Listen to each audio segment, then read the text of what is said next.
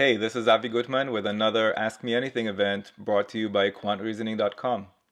I invite you to join me live next time. We do this every Saturday at 11 a.m. Eastern, and you can attend for free by starting your free trial at quantreasoning.com.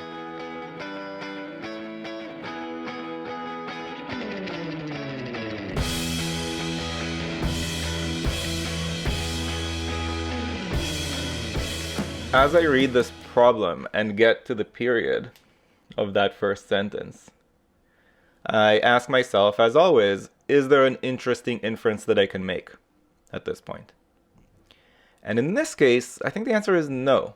It's very simple information. There's no interesting inference to make there. When I pause again at the next period, I see that I could make an inference about the total range of the possible sizes. But as I try to predict, is that something that I'll need? I'm not sure. Maybe, maybe not. I don't know. So this is different from the previous question where I was pretty confident that I'm going to need to know the total cost of the items individually. Here I don't have any such confidence. So I'm going to skip that inference, but I kind of make a mental note that I could make that inference if I wanted to. So I can always go back and make it later. Now, part of that, like where does that confidence come from? Why was I more confident in the previous one and not as confident in this one? I think a lot of it comes from experience with GMAT questions. And sometimes I'm wrong. Sometimes it ends up being that actually I did need to make that inference, but that's not a big deal. I just go back and make it. So I'd rather err on the side of not making it and then go back and make it if I need it versus make an inference that I end up not needing, because then I'm just wasting time. If the largest size of this shoe is 20% longer than, these are probably the most important words in the whole question. This right here, that's when I realize that it's a ratio question and that I should use ratios to solve this question. Because when something is 20% longer than something else, those numbers could be 120 and 100. And I always start with those numbers because that's the easiest way to convert percent language into ratio language. You just use 100 as the starting point, as the benchmark. And in this case, the other number would be 120. And then I reduce that ratio to the smallest integers that fit that ratio. So if I have 120 to 100, that would be 6 to 5. So now we can say that the longest shoe is 6/5 as long as the shortest shoe. So now what? I would actually go ahead and write down all the different sizes only because there's not that many of them. And I'm going to treat this as just a very big ratio with however many numbers there are there, 10 I guess, 10 different sizes total. And I'm going to say that the ratio is 6 to 5, like that. Now the problem with how we've set it up is that we're going to have a bunch of fractions in between the 5 and 6. And I don't like to use fractions. In fact, the whole point of using ratios is that you get to use the most convenient numbers possible, the smallest integers that fit the ratio. So by what factor do you think I should expand my ratio so that they'll all be integers? We have how many jumps here? 1, 2, 3, 4, 5, 6, 7, 8, 9. So what do you think? Should I just expand the ratio by a factor of 9? I have 45 to 54. Does that make sense? Is it true then that these would be 46, 47, and so on? 52, 53, 54? Each ratio unit in this newest ratio, the one that goes from 45 to 54, can you tell me how many inches is each ratio unit worth at this point? 1/4. Yeah, each ratio unit now, in this final ratio that we have here at the bottom, each ratio is worth exactly 1/4 inch. And the question wants to know the actual length of size 15, which we have represented as 52 ratios. So I think the answer is a quarter of 52, because each ratio unit is worth a quarter inch. And if you have trouble dividing 52 by 4, you could think of it as 60 minus 8 divided by 4, so that would be 15 minus 2. Or if we prefer, you could think of it as 40 plus 12 over 4, which is 10 plus 3. Is this necessarily the best, most efficient way to solve this particular question? I don't know, I didn't really think about it.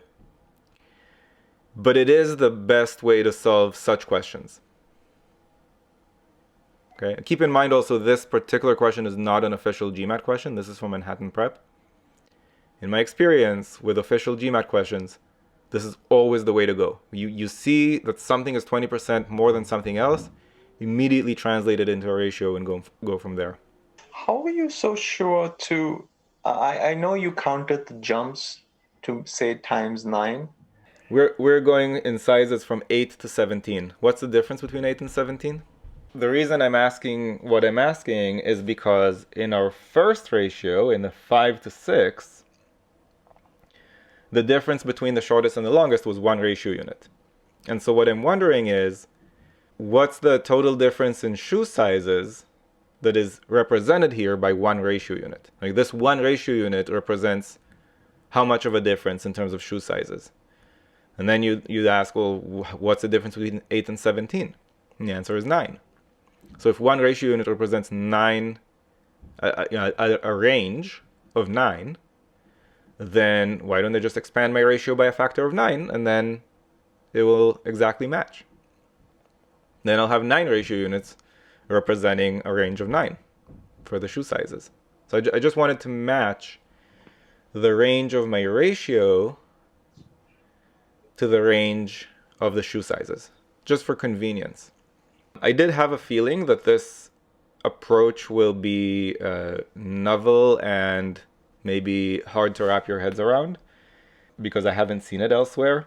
So I took the liberty to choose an official GMAT question that can be solved in a similar way. It's really quite similar. I wouldn't be surprised if Manhattan Prep was inspired, let's call it, by this official GMAT question to create that other one. So give this one a try, and I really encourage you to try to apply what we did in the previous question in this one.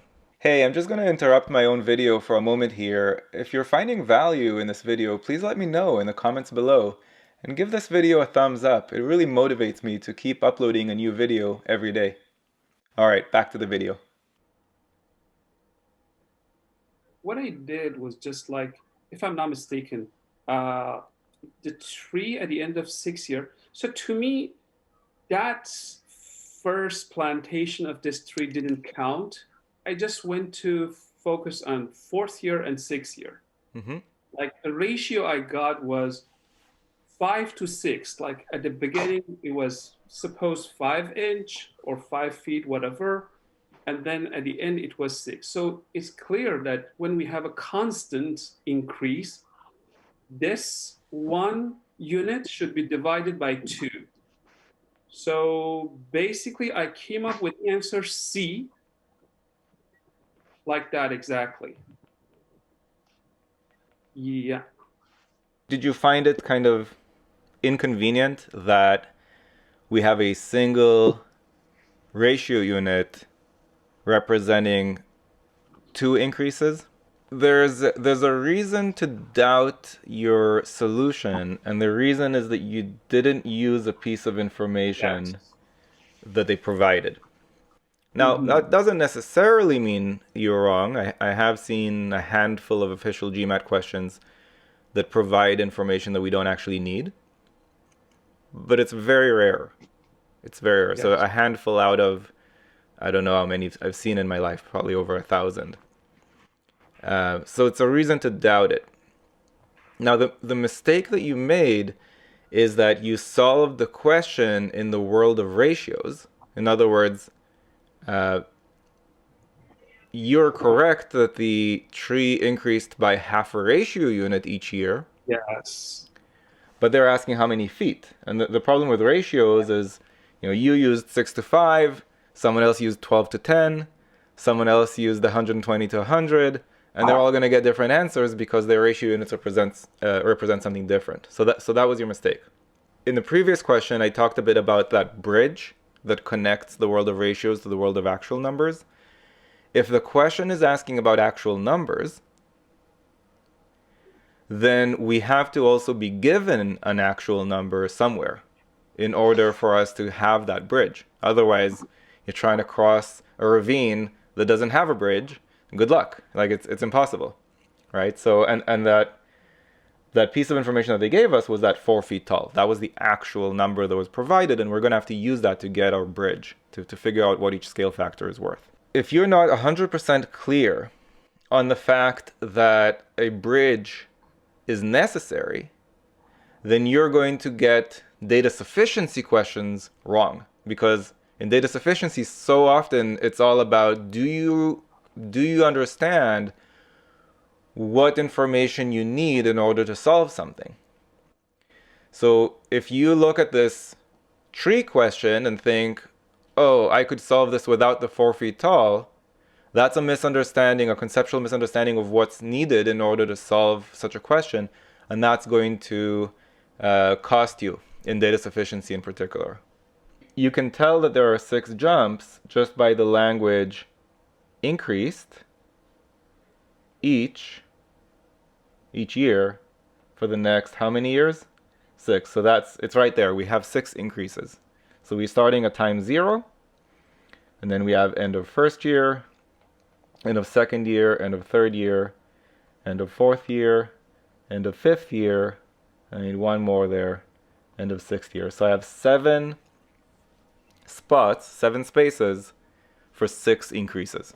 And there's a common mistake that people make here where they only draw 6 spaces, but I know that I need 7 because of that language. It increased each year for the next 6 years. That's 6 increases for a total of 7 spaces.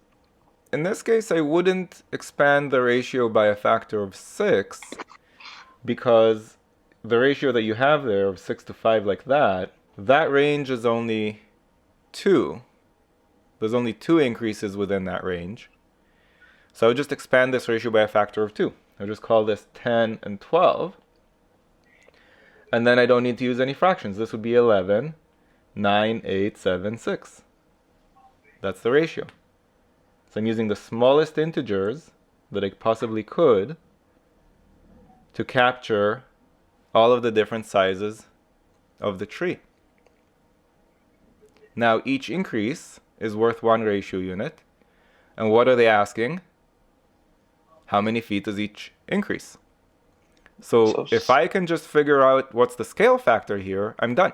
The answer is the scale factor because I used a single ratio unit to represent each increase. Right, exactly. We know now that 6 ratio unit translates into 4 feet, which means that each ratio unit is 2/3. We know that, for example, 1 over 2 is the same as 8 over 16. Right? So if you're working with ratios, whether you could expand it by this factor and someone else expands it by another factor and the third person reduces it by a factor, but as long as you don't make mistakes, you'll all get the same answer at the end. The only difference for you, JD, if you expanded by a factor of 6 and I expanded by a factor of 2, is that in your case, JD, the scale factor will be 1/3 as big as my scale factor because your ratio was 3 times expanded 3 times compared to my ratio, so your scale factor would be 1/3 of my scale factor. It's 6 and half a dozen. It's the same thing. I just wanted to say this is not the only way to solve this question. I don't know if that goes without saying or not, but you could solve this algebraically. And if you're good at that, I wouldn't even be opposed to it. Like if you're at the test center and you're comfortable solving this algebraically, go for it. But if you're at home and you solve it algebraically, I feel like you didn't learn anything from it. Because you already knew how to solve it algebraically, and now you still know how to solve it algebraically, but you're the same person that you were 5 minutes ago. So why would your GMAT score increase? So that's why I encourage people, at least at home, like even if you're great at algebra and you could totally solve this in under 2 minutes algebraically, when you're at home, it's kind of a waste of time to do that. how to infer the scale factor when you have a ratio representation. So let's say that I tell you that the ratio of weights, I'm purposely using something that doesn't have an integer constraint. Because this would only happen when there's no integer constraint. If we're talking about a ratio of dogs to cats or students to teachers, this wouldn't happen. And so just to illustrate that as well, if you had a ratio of 40 students to 23 teachers, so that's teachers and that's students, and then you knew that the actual number of teachers is 69, would you be able to infer the scale factor here, Parth? Yeah, 3. Exactly, it's 3. Now, how do you get the 3 arithmetically speaking? Where did the 3 come from? What was the work that you did in the background? And what do we call that? Like if you just had the number 69 and the number 23, what arithmetically speaking, what are you doing there to infer the 3? Dividing. You're dividing, exactly. So you're dividing the actual number by the ratio that's representing it. It's exactly the same thing when there's no integer constraint. It's just a little bit more awkward. Like it's not as intuitive. So for example, if I say that Avi's weight to his wife's weight, I could get in trouble for giving this example. But let's say that it's 8 to 5. Okay?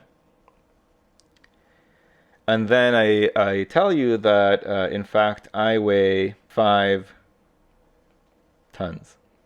What's the scale factor? How many tons, I guess, does each ratio unit represent? 5/8. 5/8. But if you wanted to know how much my wife weighs,